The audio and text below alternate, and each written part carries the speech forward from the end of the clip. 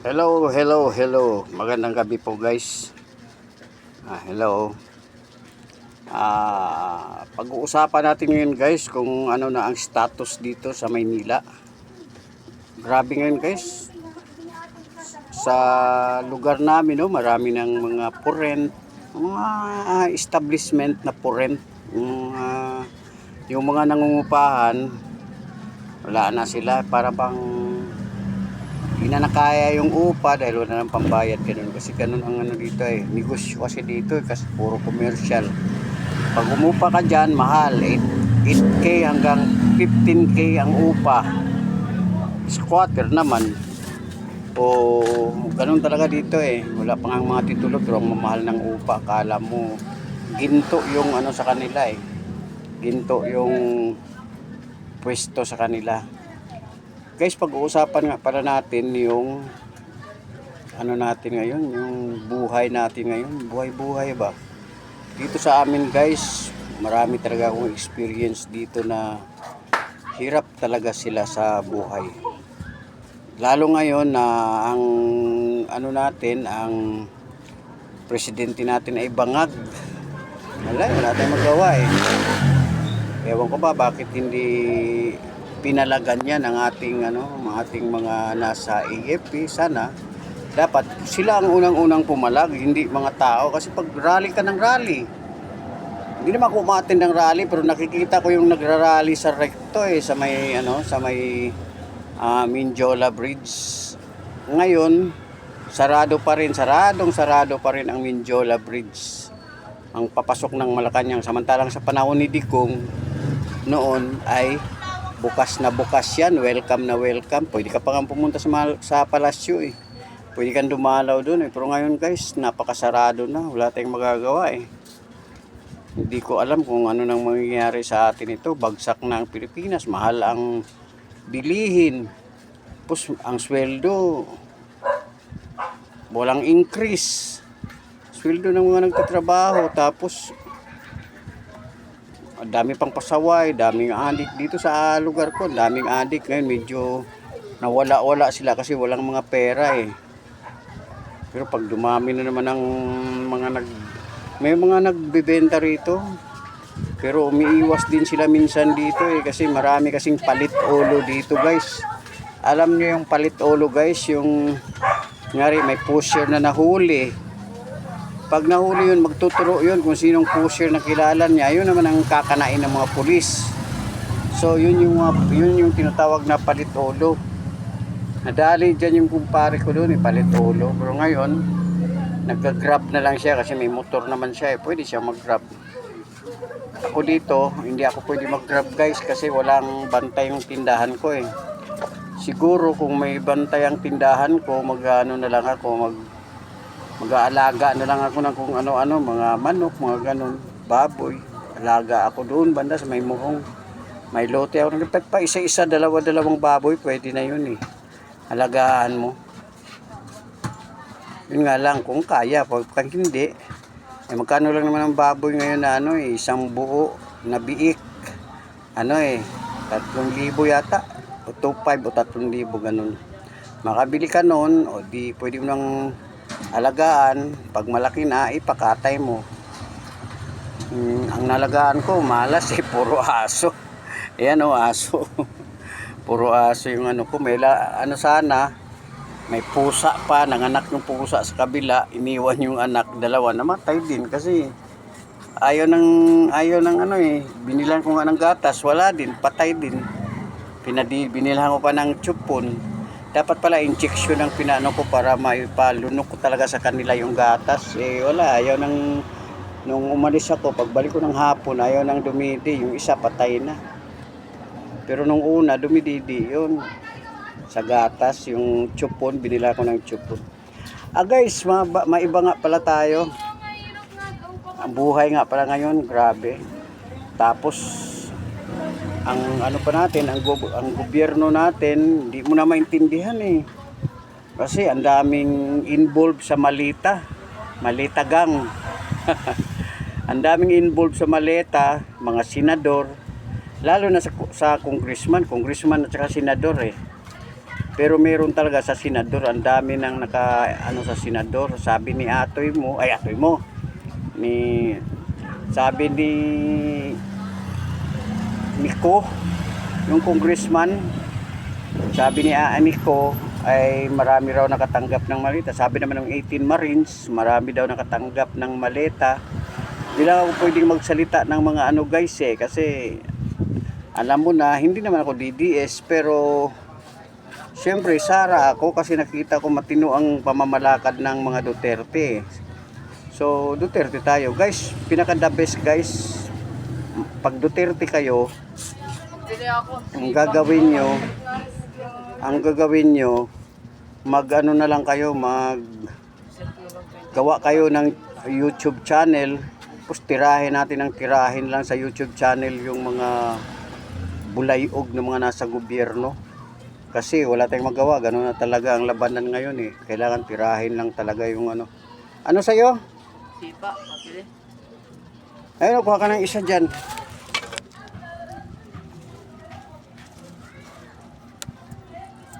Isa lang ba yan? Sige. Tapos wala tayong magawa, gano'n na talaga ang labanan ngayon. Kaya guys, pahirap ang buhay ngayon dito sa Maynila. Ewan ko ba kailan babalik yan, pag wala na siguro si Bangag. Mukhang palalawigin pa niya yung palalawigin pa niya yung yung termino niya. Meron silang niluluto na kunas yata. Yung kunas, nag-meeting na sila, so kailangan mapigil yun ng Senado. Kaya kung hindi lang mapipigil yun, ito si Pinky Lacson, matindi ito Alam ko ang mga gumagalaw dyan, si Palaka na ang gumagana dyan Si Pinky Lacson, wala na rin sa ayos. Ilang eleksyon ko pa namang binubuto yan. Tapos wala palang kwentang tao. Ngayon ko lang nalaman na wala palang kwentang tao si Ping Lacson. Susunod wala na yan, di na yan mananalo Pati si Itbulaga, School Bukol, alam ko talaga na medyo mukhang mukhang ganun Kasi nung nagtatrabaho ako doon sa sa Channel 9, utility ako ng Flor de Luna noon. Nakita ko na yan lagi kami naghahatid ng bangko sa Itbulaga. Tapos pag naghatid ako ng bangko sa Itbulaga, babayaran kami. Sa akin 50 lang naman yung binibigay sa akin ni Voltaire Yun, 50 lang. Hanggang sa matapos ang Itbulaga, kunin namin yung mga stocking chair, hakutin namin pagbalik sa bodega. Yun ang gawain namin ni Voltaire. 50 lang ang binibigay ni Voltaire sa akin Pwede na yun, makalibre ka lang sa pagkain. Yun yung panahon ng mga 1980s. Tatrabaho pa ako sa RPN 9, pero hindi ako doon, talent lang ako kasi nag-PR ako sa mga executive producer. Na medyo gumanda yung takbo ng buhay ko doon dahil akala ko yun na talaga yung hindi pala. Kinukuha ako meron akong director noon, ginagawa akong sinusubukan niya akong mag-artista, pero hindi ako pwede. Bawal sa akin artista, mahihain ako Tsaka yung di ko kayang makipagsabayan kay sa mga Quezon.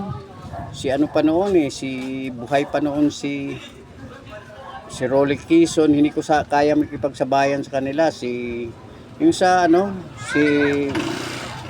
sino ba ito, yung comedy, di ko kaya binibigyan ako ng papel noon, doktor ako Dr. Wangbu, pero hindi, sabi ko sa director, di ko kaya direct, ang hahaba ng dialogue sabi niya, hindi, katukat na lang natin. Hindi ko talaga kaya yan direct. Ako na rin mismo ang sumuko, umayaw. Pero yung director ko, talagang masigasig siya na gusto akong i-develop ba, kasi niya kasi ako yung best man niya ako yung kahit kasi anong iutos niya sa akin, approve kagad sa akin yun. Wala akong palag, wala akong hindi ako nanghihingi ng pera sa kanila. Pag sinabi nilang magkano gusto mong talent fee, Hanggang doon lang ako. Kung bahala na kayo direct, ginaganon ko lang, bibigyan ako ng talent fee. Pag may dialogue ako palagi, 300 ang may dialogue ako sa Janine Marcia noon. Lagi ako may dialogue. Minsan bugahan pa ako ng dito, tubig sa mukha ni Tito Dolphy. Tapos minsan naman si Rolly ang ka-eksena, ganun. Minsan naman sa kulungan kami, mga nakulong, ganun ang eksena. Minsan naman pag bago ang eksena, yung mga Batman and Robin, kami naman yung mga tauhan ni Babalu. Kami yung mga si Babalu noon, yung yung kontrabida siya doon sa Batman and Robin. Kunyari na naginip si si Dolphy ganun. Tapos yun na si John Marcia, ganun. John Marcia. Yun, matagal din yung ko noon. Pero mabalik tayo guys kay School Bukol. Alam ko talaga guys na medyo tagilid talaga si School Bukol sa pagdating sa pera, kasi narinig ko nung may nag-alok sa kanya ng iniimbita siya ba ng piyesta. Nga, punta ka sa amin sa piyesta. Di ko lang alam anong piyesta yun, matagal na yun eh. Kalimutan ko na. Pero behind Metro Manila lang, siya, yung inimbita siya ba sa piyesta para mag-host yata yun. Alam mo kung anong sagot niya sa doon sa mga nag-invite sa kanya? Kailangan malaki budget ko. Yun nakikita ko sa putres. Ganito pala yun. Pala siya? Pera agad ang pinag-uusapan. Dapat muna eh. Tsaka marami pa siyang hinihiling.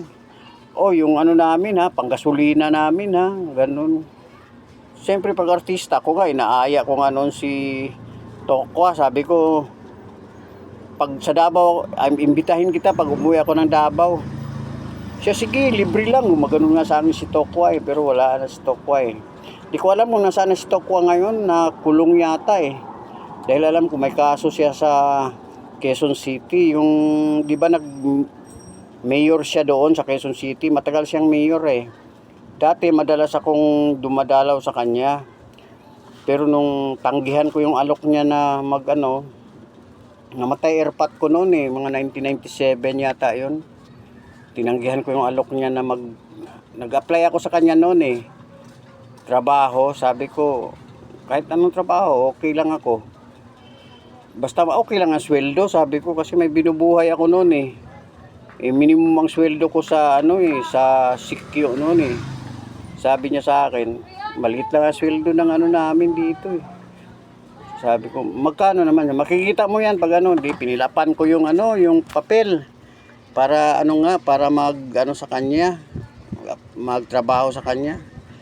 Nakita ko 3,000 lang isang kinsenas, 3,000 tapos maliit. Sabi ko 5,000 yung isang kinsenas ko sa Sikyo noon kaya nag-iisip ako noon pinag-isipan ko muna. Tapos nang sabi ko, hindi talaga kakayanin ito. Si 4,000 nga ang offer sa akin ng kaibigan ko sa sa construction. Yung mag-drive lang ako sa construction. Hindi ko nga tinanggap kasi kukulangin talaga May binubuhay ako nun. Buhay pang airmat ko nun sa airpot siyempre, kailangan ko ng budget. So hindi ko tinanggap. Tapos ito naman si 3,500 daw isang kinsenas. Hindi ko alam, marami palang sideline dyan kasi sa City Hall Ang trabaho ko doon, monitoring assistant. Din ako, magda-drive din ako doon kasi kasi marunong naman ako mag-drive na noon Ngayon ewan ko, marunong pa ba ako mag-drive? Hindi na yata So ganun nga guys ang nangyari sa akin. Nakilala ko na yan si School Bukol. Si Ping Lacson noon. Na-assign ako ng North Green Hills. Doon nakatira si Erap noon. Papasok yan siya. Pag nakita ko siya, sige sir, tuloy na lang kayo sir. Ginaganon ako. Tuloy na lang ho kayo, wag na ho kayo sige, okay ho. Saludo na lang ako sa kanya. Hindi ko alam, pangit din pala, mukhang pera din pala si Pinky Lacson guys. Di ba? So guys, wag niyong kalilimutan si Sara guys sa eleksyon sa 2020. Kung aabot pa siya ng 2020 eleksyon, panalo naman siya sa sa mga senador na bumoto sa impeachment niya na Nag-no sila, nag-no sa impeachment. Maraming nag-no 16 yata yun o 17. Ilan lang naman silang senador kasi si wala na si Bato dahil tumakas na. Buti nga nakatakas pa Nag-iisip nga ako paano kaya makatakas na nito si Bato. Niligtas lang niya noon si Sara kasi nga tsaka ang Senado niligtas niya na makapasok si maging Senate President mapalitan si Iskol Bokol kasi wala na nga sa ayos Wala silang ginawa nung sila ang umupo hindi nila na yung 18 Marines, hindi nila yung yung Senate hearing nila, hindi sila wala sa ayos di na, yung huli sana imbitahan hindi naman natuloy. Napalitan pa yun, mabuti nga napalitan. Ngayon sana matuloy yung Senate hearing para maituro na kung sino talaga yung utak ng nakawan sa kabangyaman ng Pilipinas kasi bagsak ang Pilipinas talaga guys dito sa Maynila. Ang hirap ng buhay dito kasi mahal ang gasolina, mahal lahat ng bilihin, mahal, tapos pati nga bigas mahal pati ulam, lahat mahal, walang mura ngayon guys. Sa Santa Cruz maraming mura doon. Joke only. Tapos ngayon guys na lang, kaya yung marunong guys, marunong gumawa ng YouTube channel guys, gawa kayo ng YouTube channels, tapos YouTube channel, tapos tayo na lang mag-subscribe natin. May nakita akong baguhan, pag nabasa ko sa i-subscribe niyo ako para mag-subscribe na lang tayo, di ba? Pag nakaabot ka kasi ng isang guys, ng 1,000, pwede ka nang mag-live La-live ako kung abot ako ng 1,000, magla-live ako palagi. Basta Sara tayo, Sara Duterte. Sana yung mga makasara diyan, subscribe naman kayo sa akin para yung mga kamag-anak ko diyan sa Davao, subscribe kayo sa akin para dumami yung subscriber ko, umabot ng 1,000, 1K, wala pa nga pa lang yata, 16 lang yata o 15. Ang baba. Pero okay, at least merong nakapansin sa akin kasi bihira na akong mag-post, mag-content dito sa YouTube Ngayon na-restrict pa ako, kaya hindi na ako nakapag-content masyado. Stop muna yung content ko sa Facebook. Yung dating 70k ko views, nagiging 7k na lang. No ba yan? Guys, yun lang ang ko sa inyo guys Sana tangkilikin nyo yung yung YouTube. Subscribe lang kayo, wala namang bayad dyan guys. Pindutin nyo lang yung subscribe, tapos o di kaya yung yung bell para pag meron akong para yung notification bell. Kasi para pag meron akong bagong content, papasok sa iyo yun, ganun. Tapos yung naman guys, para magkaroon tayo ng connection. Tapos pag nakita ko naman yung nyo,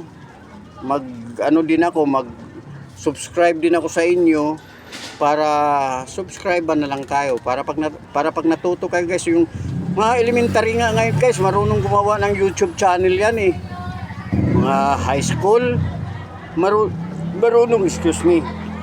marunong gumawa ng YouTube channel guys, yung mga yan. Kaya ayun, pwede na yun. Okay guys, mahaba-haba na yata yung daldal ko guys.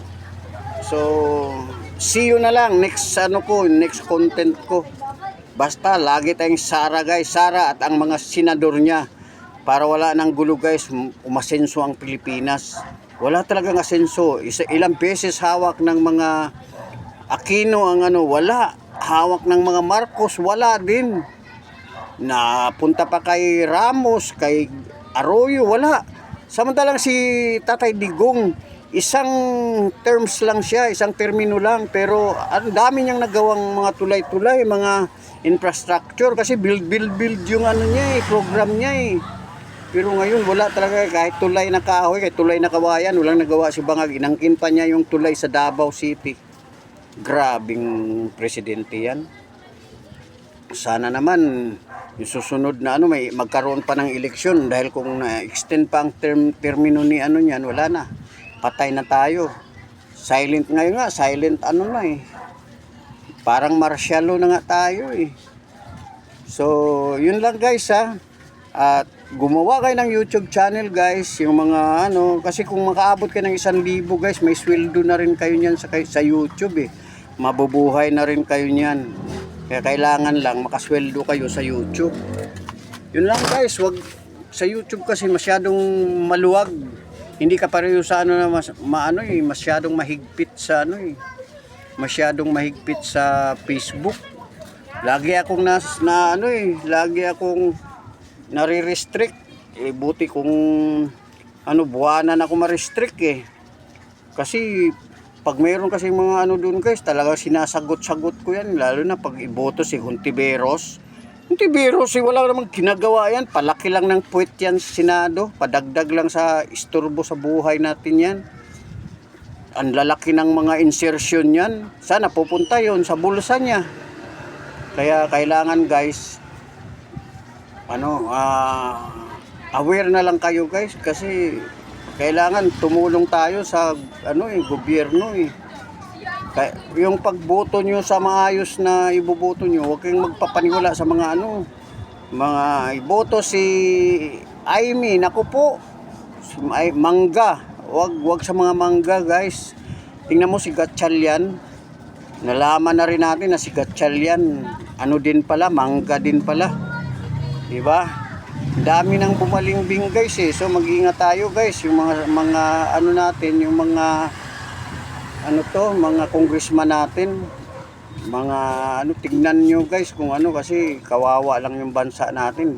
Hindi naman kawawa yung yung kawawa ang bulsa ng bayan natin at ang taong mga ang mahirap ngayon guys, lalong naghihirap. Gusto mo ba yon? Paano yung bukas ng mga kabataan? Wala na. Lalong maghihirap, lalong magiging walang aral na nga yung iba. Lalo pang magiging walang aral. Gusto nila yan, walang aral. Gusto nilang maging tanga eh. Pasalamat nga tayo, may mga banateros na tumutulong kay Sara Duterte. Tapos meron na tayong social media, kaya hindi na tayo talo. Nababalitaan na natin ang nangyayari ngayon, kahapon at saka bukas. O di ba? Alam na natin. So, ikaw na lang mag-isip guys, yung mga maka-Marcos, kawawa naman sila. Hindi nila alam yung kanilang meron akong kilala na may-ari ng hardware sa Divisoria, mga Marcos, di ko alam, Marcos pala siya. Tapos meron din akong mga tindira na kakilala, nagalit sa akin dahil Marcos din pala siya. Lalo kung inasar, ay mapang-asar pa naman ako pag alam kong hindi ka Marcos. Nakita ng ginagawa ni Marcos, taghirap na nga lahat ngayon, lumami pa ang mga adik. Tapos walang trabaho, walang investor, nag-alisa ng mga investor. O di ba? Kita-kita mo nang nangyayari sa paligid mo. Bakit pipiliin mo pa rin si BBM? Huwag na, tama na, palitan na. Pag may rally nga sa pupunta ako kaya lang medyo ilag ako pag rally kasi. Sa rally kasi pag sa Facebook mo mababan ka niyan, marirestrict ka eh. Ang sa lang talaga yan, ang mga rally sa YouTube lang talaga. So ganun guys, gawa lang naman kayo ng content guys, tapos gawa kayo sa YouTube ng channel. Kung di kayo marunong gumawa, magpagawa kayo sa marunong. Ganun lang yun. Okay guys, hanggang dito na lang yung yung content ko. At maayong gabi sa mga taga Davao, mga Bisaya, Cebu, sa Iloilo, Bacolod. At shout out sa kanyong lahat diyan mga Bisaya. Ako nandito ako sa Cainta Rizal sa Maynila. Kaya lagi ako sa Maynila kasi doon ako namimili ng mga nagtindahan ako dito, doon ako namimili. Pero ngayong sunod na baka alam na. Sige. Okay guys, hanggang dito na lang. Maraming salamat at magandang gabi po sa inyong lahat. Okay? Bye-bye.